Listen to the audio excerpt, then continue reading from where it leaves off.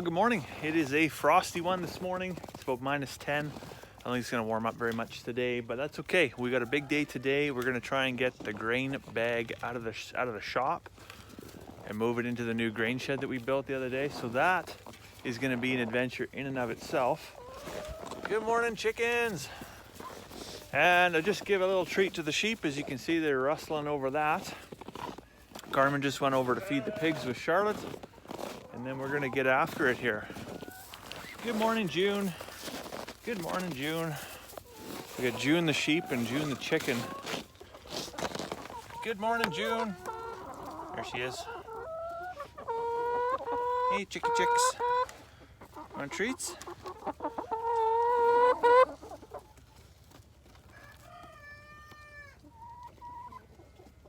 So yesterday we missed the planetary alignment. That was Jupiter and Saturn, but you can't be mad because we get beautiful sunrises like this every single morning. It's absolutely gorgeous.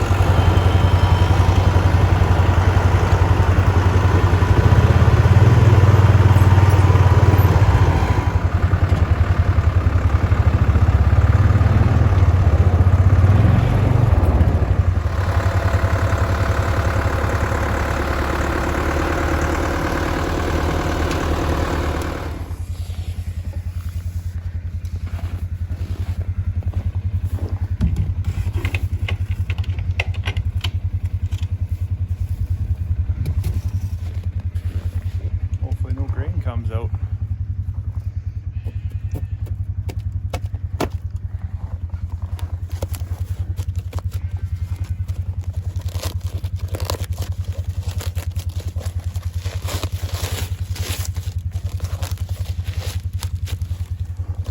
So that's the chute we got a zip tie to.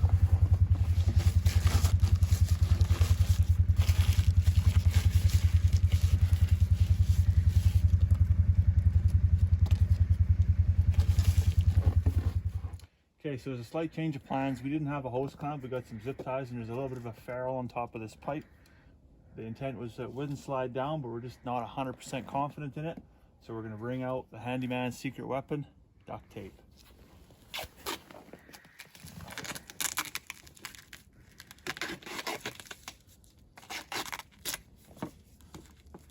If that doesn't hold it, it's not meant to be. Here's the moment of truth.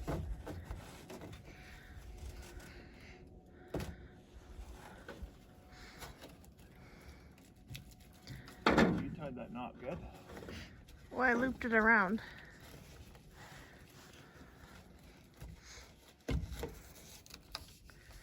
Kind of anticlimactic, eh?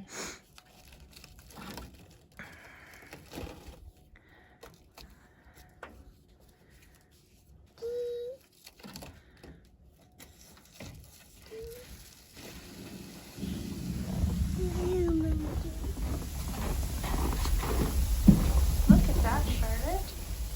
Our green.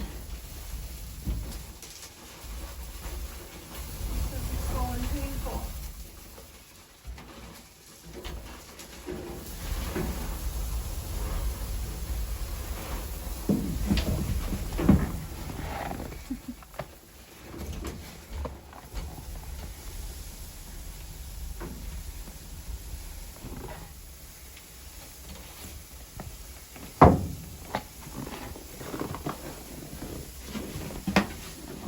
What's happening?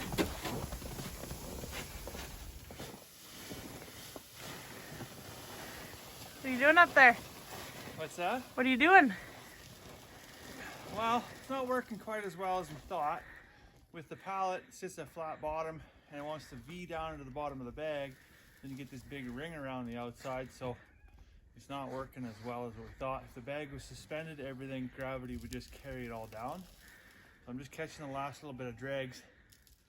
Then when we get the second bag with the last little bit of the pig feed, I think I'm just gonna try and hook it on the straps and attach the pipe to it and just see. The pallet works very well for a full bag, but once you get down to the halfway mark, maybe not as much, right? All right, so the first bag's unloaded and we have about, I don't know, if I were to hazard a guess, probably 200 to 300 pounds of grain left in this other little tote here. So now the experiment continues. I'm just gonna grab this one by the loops and see if I can get it high enough with that tractor. If that doesn't work, because I can't get the height, I think what I'll have to do is probably reconfigure the super pallet to have a V'd bottom, because that was the biggest challenge. Is usually when the bag is hanging, the bottom, you know, gravity is just gonna help, and it's just the bag is gonna contract and keep everything flowing in a downward motion. With the flat bottom, it doesn't do that. It gets down to about half a bag, and then it just stalls out. And then you got to sit there and tamp the bottom. End up having to climb up, as you saw, and get everything kind of folded into the middle, and then it was fine. But it's a little bit more work than it's a lot less work than what it was. Don't get me wrong, but it's a little bit more work than quite what I had planned. So a couple of quick field adjustments. When we untie this initial knot and we pull that spout out, there's not a ton of material there to grab onto. And so the ferrule on the top of this pipe, you can see there's a bit of a, right here, right, was about twice this long. So I just run it through the table saw quite crudely, as you can tell by the quality of the cut. But just to get that a little bit further up in the bag, and then I can put the zip tie right here below it and reduce any slippage. And I'm hoping, I don't know how much more lift this tractor has. I'm hoping it has a little bit more, just enough that we can kind of get this in there. And but you can see from the shape of the bag, when the bag is suspended by its straps, everything works its way towards the center. And that's how these bags are designed to work. Because yeah, if I've got to reinvent the pallet, I'm going to need some type of a cone, I think, in order to drive, you know, from all sides and make this successful. But we'll see. We'll see how, if this, you know, plan B works. If not, we'll go to plan C. Let's take turns and always say please and thank you. Can Mommy have some tea, please? Cheers. More, please. 1, 2, 3, 4.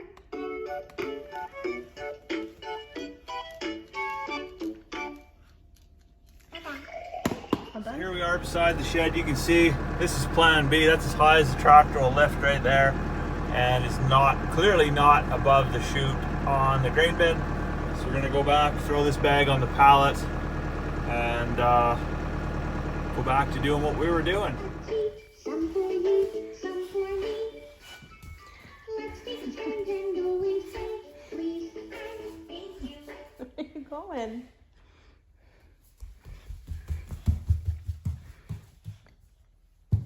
So I got the second bag unloading here now. There's just, like I said, just the dregs of the bag in there. So I'm gonna climb up on the roof, and you just kind of gotta fold the edges of the bag up and roll everything towards the center. Like I said, it's a little bit more than what I expected to do, but until I can, you know, reevaluate how I'm gonna design that pallet to drive all that material towards the center, which I don't think will be hard to do. A little bit of plywood and some arts and crafts time. It'll be good. It won't take me long, but it probably won't be a project I'm gonna work on today. It is, as you can see, an absolutely gorgeous day out here though. So I couldn't pick a better day to work on this project. It is a little bit chilly, but at least, you know, it's better than sweating, right? All right, so just so you can see what I was talking about earlier, this is only the last little bit, but when it was a great big bag, it did the exact same thing. The core drains out of the bag, and then everything else stays up. We're having to tap the side of the bag and get it to fall down.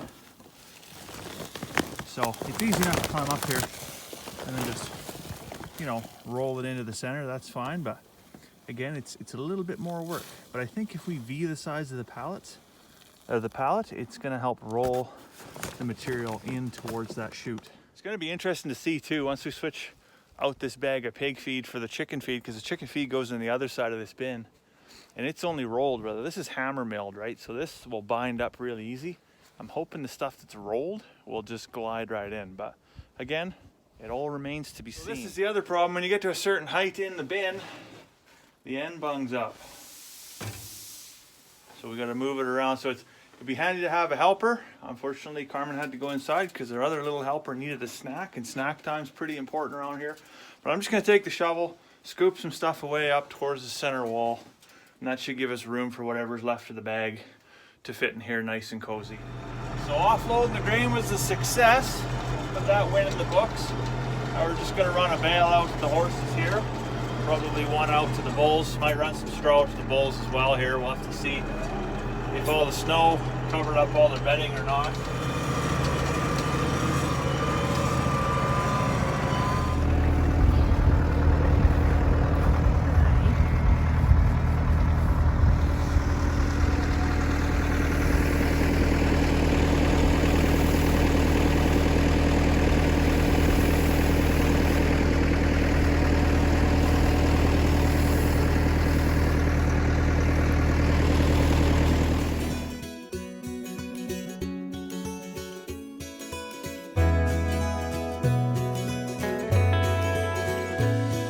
That's the hay net on. I don't know if there's an easier way to do that or not. As you can see, we got a 5-foot net for a 6-foot bale, so we got to fork off the first round and a bit there just to get the net over and on. But definitely having the net on makes a huge difference for the horses. Otherwise, they trample and kick and stomp that bale into the ground in a matter of about a week. So, and not to mention eat themselves completely silly. This at least slows them down a little bit.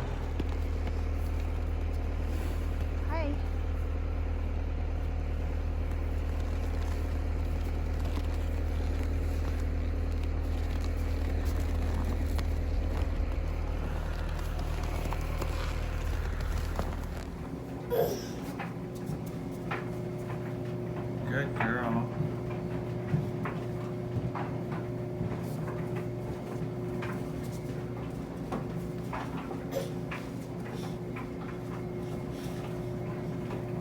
Such a good helper. So our moments of success would not be so if it weren't measured against our moments of great mishaps. And when I was out earlier today, look at this. Feeding bales to the cows, or to the bulls, and came in sideways to a bale and tried to give it a lift and snapped off the bale fork like halfway inside. So I don't know, like I don't even know how that happens.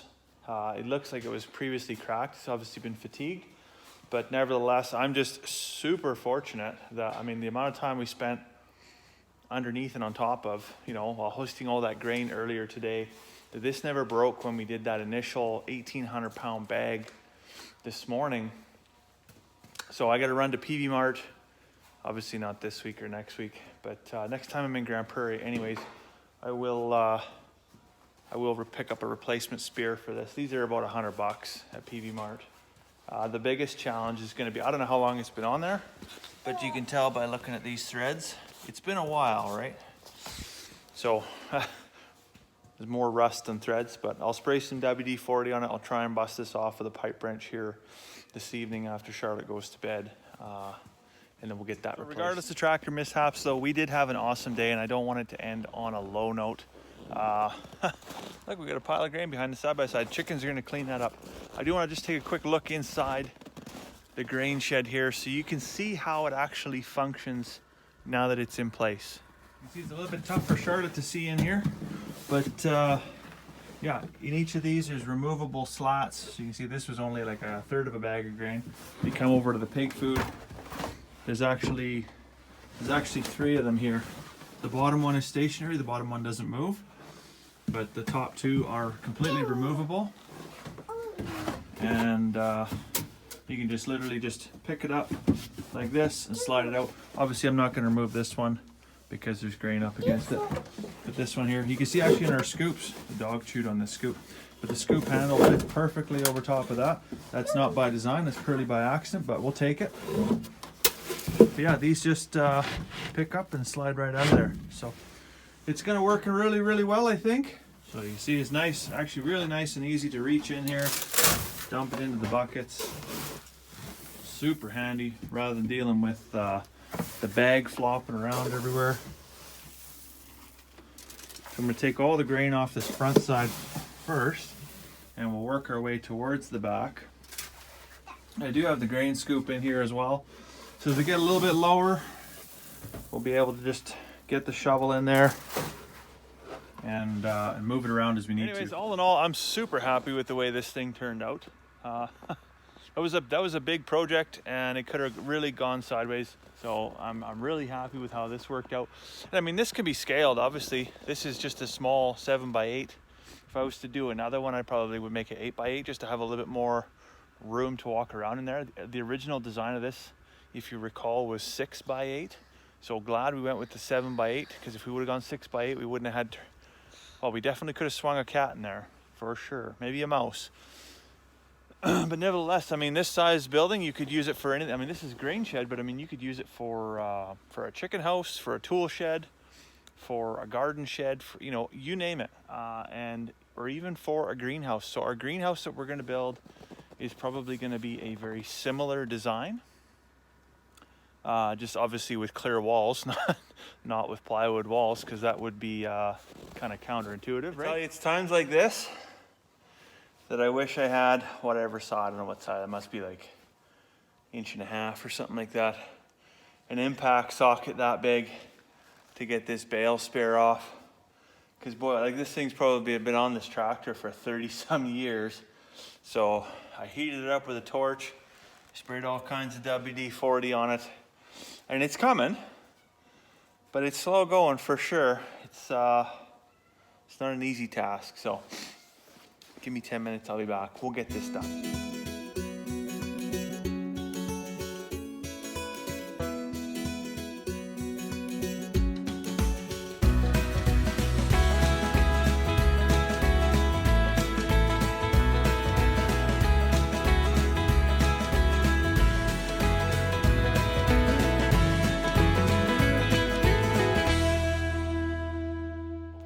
Well, there you have it.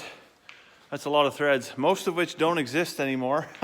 Had to rebuild those on the fly with WD-40 and brute strength, but yeah, got her all off in 2 pieces. I could have used a cutting torch, but thankfully I didn't have to. So we're gonna call that one a wrap, because I'm out of breath and I need a cup of tea. So I'll let you go for now. I hope you have a fantastic evening. We'll see you tomorrow.